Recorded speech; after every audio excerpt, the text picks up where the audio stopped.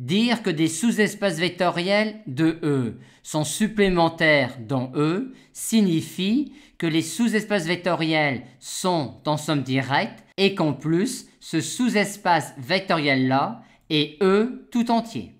Ce qui revient exactement à dire que chaque vecteur de E peut se décomposer d'une manière et d'une seule comme une somme de vecteurs de F1, de F2 et de Fr. Et en pratique, quand on veut montrer que des sous-espaces vectoriels de E sont supplémentaires dans E à l'aide de cette caractérisation-là, on procède de la manière suivante.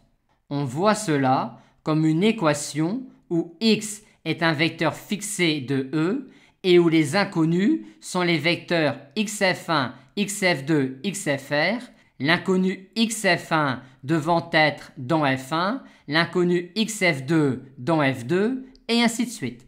Et il s'agit alors de montrer que cette équation-là admet un unique R uplet de vecteurs xf1, xf2, xfr. Et pour cela, on raisonne très souvent par analyse-synthèse. Mais il arrive parfois que par nous-mêmes, ou grâce aux pistes de l'énoncé, on arrive à montrer que chaque vecteur x de E peut se décomposer de cette manière-là, mais on n'a pas alors l'unicité de la décomposition. En d'autres termes, on a réussi à montrer cela, et pour alors réussir à montrer que les sous-espaces vectoriels Fi sont supplémentaires dans E, il nous reste alors à montrer en plus que les sous-espaces vectoriels Fi sont en somme directe.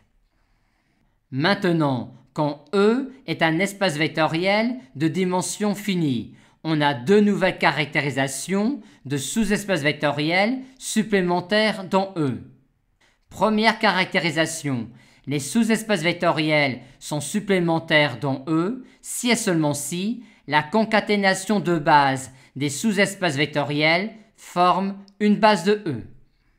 Seconde caractérisation, les sous-espaces vectoriels sont en somme directe et la dimension de E est égale à la somme des dimensions des sous-espaces vectoriels.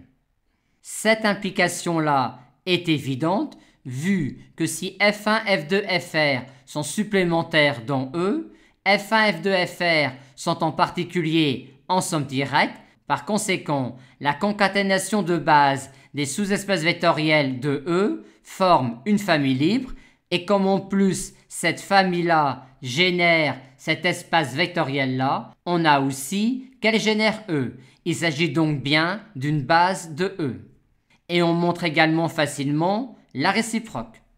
D'un autre côté, cette implication-là est évidente et inversement, cette implication-là est évidente car on a déjà cela et comme on a ici une inclusion qui est évidente, il suffit ensuite de dire que cet espace vectoriel-là et celui-là ont même dimension vu l'hypothèse qui est là.